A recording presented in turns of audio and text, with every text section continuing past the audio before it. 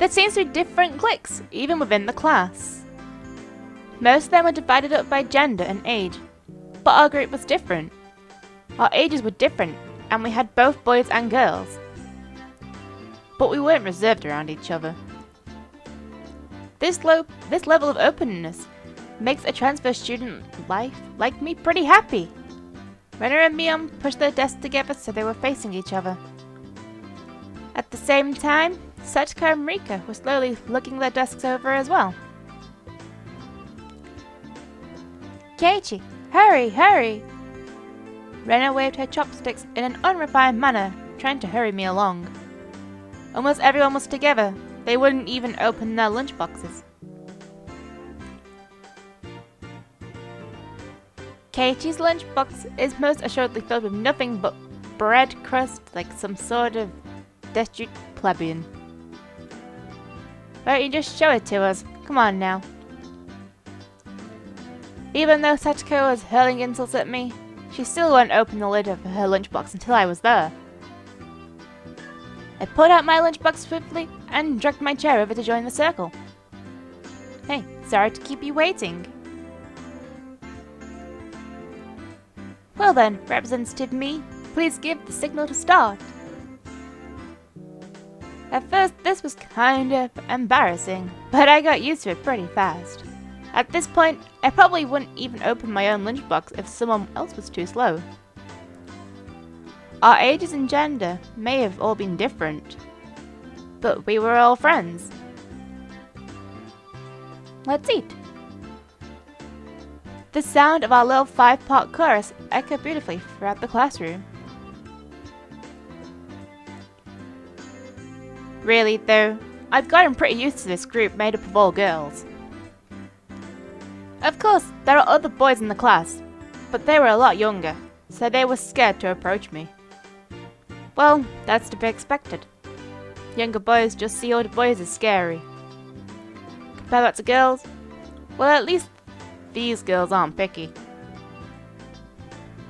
We put all the side dishes in the middle where everyone was free to pick at them.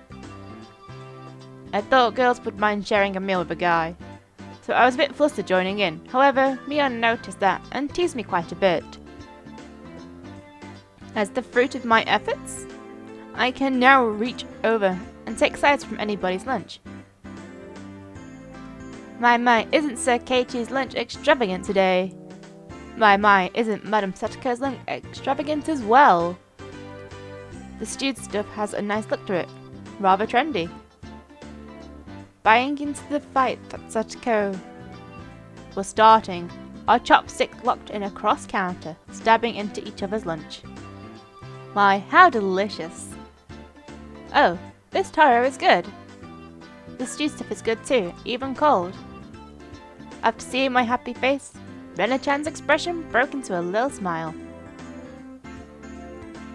I saved some from dinner last night. By the way, Satsuko and Rika-chan's lunches are always the same. It seems that Rika-chan makes it for both of them every day. Rika made this too? These taste like Mum's home cooking. I was honestly impressed.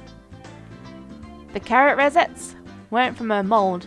They were done by hand with a knife. That's not easy to do. I guess Rika-chan's just good at this sort of thing. She's really good at sewing, laundry, and stuff like that. Amazing, right? Amazing! Rika is quite exceptional in many ways. Oh! That's nothing for you to boast about. Rena's actually better at cooking than I am. Huh? Well, you know. It seemed that the topic of conversation switched to Rena when she wasn't expecting it, making her blush and trip over her words. Rena's lunch was really the star of the table. Not only did it look good, it tasted good. Everyone else pulled from lunch's box every time. Everyone liked this one so much before, So I made it a lot this time. It's good, I hope. I hope. It's got high marks from me. Ah, Mion, you're taking too much. Knocking Mion's chopsticks aside, I reached out, trying to secure my own portion. Sachiko and Rika-chan reached over at the same time, and a struggle ensued. Everyone shoveled in mouthful after mouthful while praising it, and Rena's lunchbox was soon empty. It was kind of bad that no one thought to leave any for Rena. But Rena seemed rather satisfied as she looked on. How did you like it? Isn't Rena an extremely good cook too? Quite different from Keiichi. I said that's nothing for you to boast about. You're not much different from Kei-chan, Satoko. Can you tell the difference between broccoli and cauliflower yet? Satoko's face went pale. Hey, even I can tell the difference between broccoli and cauliflower, you know. Of course I can. I really can. It's really hard for her to lie. Keiichi, both taste good when they're boiled and topped with mayo, right? You shouldn't be picking on her. Me-chan too. Rena hurriedly tried to follow up, but Mion laughed heartedly as she drew closer to Satoko. Well, just pretend it's a little home ec lesson. Now then, Satoko, what's this? Mion lifted her chopsticks. Between them was a piece of green stuff wrapped in bacon. But that's asparagus. Mion made eye contact with me, and within 3 seconds I had Rika's mouth covered. Holding a piece of bacon wrapped asparagus and given her 2 choices, she's pretty terrible. The yellow one is cauliflower. No wait, the green one is cauliflower. So which, Probably the yellow one is broccoli, and the blue one is cauliflower, but the green one is, Do you really know which is which? How about you just give up? I'd expect no less from the class representative. The oldest.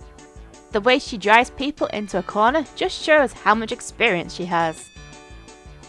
This is just a hunch, but being brought into the... Oh, I frickin' did it too soon. Haha. I do know. I really do. Then answer the question. I know. She finally broke down and started crying. When she acts like this, she actually starts to seem her age. How cute!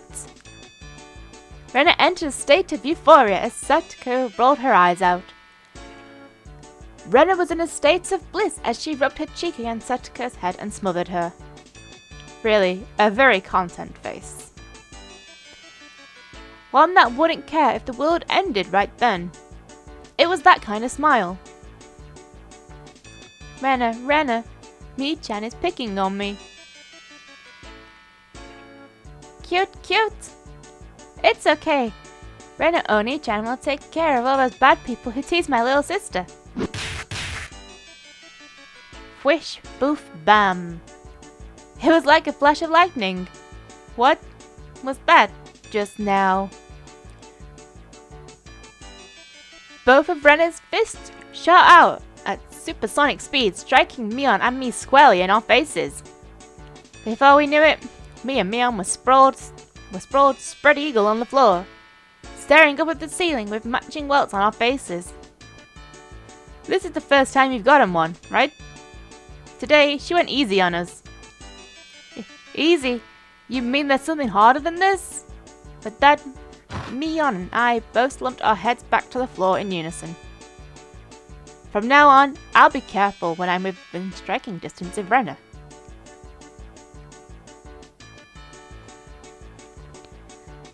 Sadako-chan, I took care of them. Cute. I want to take you home. Making sure Rena couldn't see it, Satoko stuck her tongue out at us. Tusk, damn it all, using Rena like a puppet. Rika massaged our bruises without saying a word.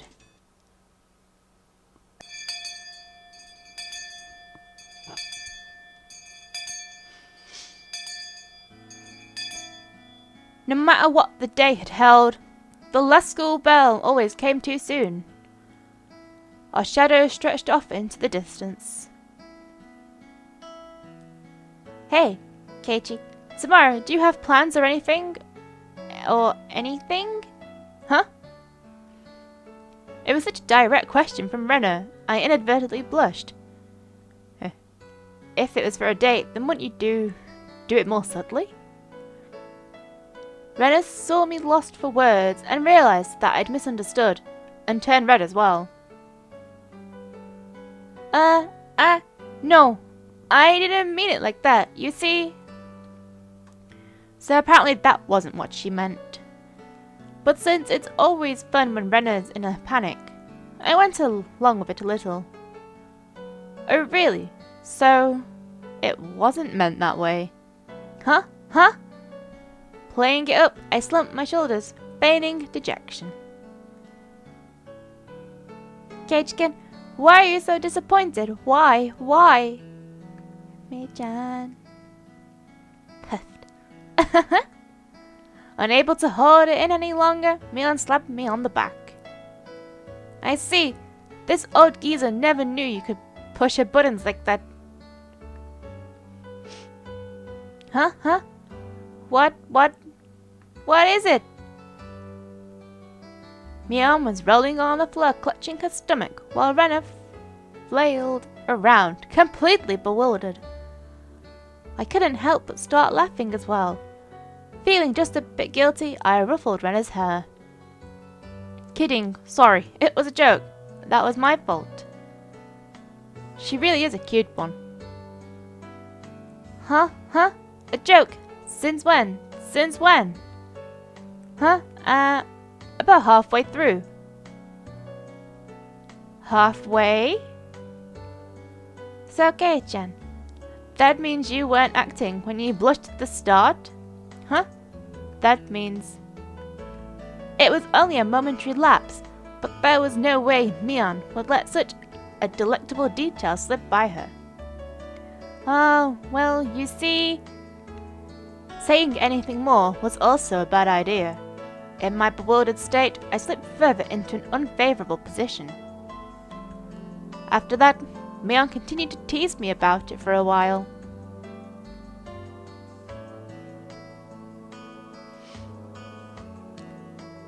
So, why were you asking if I'm free tomorrow, Rena?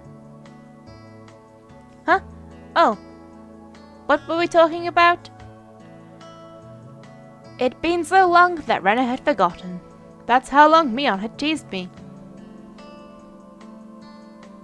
It's just, Kei-chan, you probably can't find your way around Hinamizawa by yourself yet, can you? That was true. I hate to say it, but if you blindfolded me and spun me around 3 times, like we were playing pin the tail on the donkey, I won't be able to tell up from down here. Yeah, I don't think I know how to get anywhere besides back and forth from school. Yes. So you see, tomorrow we were thinking that Mita and I could escort you through Hinamizawa and show you around. That would be a godsend. Frankly, I was happy about the offer. You'll come, of course, right? If I'm free. You're being invited by a girl, you know. If I'm free. You're probably free anyways. If I'm free. I was being stubborn, so as not to give her a clear yes or no. Even though I thought it was a godsend, I'm too much of a scamp to say so up front. Keiichi, you're not free, perhaps? Perhaps? While Mion and I had our rather sour back and forth, Rena peeked over at me hesitantly. figuring I'd been a bit too rough on her. I just gave in. Sorry. Forgive me. I apologize. I'm free. Great! The trepidation disappeared from Rena's face as it blossomed into a smile. Hey now, hey now! Seems like there's quite a difference between how cold you are to me compared to Rena, isn't there? It seems Mion didn't care for how rude I was to her, compared to how quickly I agreed with Rena. But her being annoyed was very interesting. So I pushed Rena forward, speeding up our pace to leave Mion behind. Let's go, Rena. Maybe it should be just the two of us tomorrow. Leave grumpy old Mion behind. Huh? What? If Keiichi-kun is okay with that, then... I'm the one who came up with the idea to take him around. Don't ignore me, Keiichi Maebara. It'd be great if the two of us could go on a picnic together. Should we bring a basket, Rena? If we're bringing a basket, I'll have to make the food. Maybe. Don't you ignore me too, Rena. I'll tell everyone that you two disappeared into the hotel district together. Well then, I'm going home right now to start making it. Tomorrow's going to be so fun. Later, Keiichi-kun. Mi-chan. Bye. Rena bounded off like she was walking on the moon. After the dust settled, all that was left was me standing next to Mion sprawled out on the ground. There was a welt on her face. Are you alright?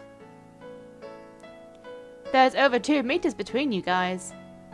So since you came, they've become sharper. This old geezer's body can't handle it. Maybe it'd be easier if you stopped saying stuff that makes Rena want to hit you. Or else this will end up being Mion's slapstick comedy hour. If that happened, the results might be fatal. Don't feel bad, Mion. You're probably the only one who can dodge her jabs. It felt like it was her knee, though. Could it be that we were hanging around with an unrivaled martial arts master? Maybe someday we'll see her debut in an extreme contact sport. You can't lose to Rena. You need to train up and have a rematch. Kei-chan, you should. This old geezer will root for you. Mion and I reaffirmed our determination to discover a way to counter Rena's infallible technique.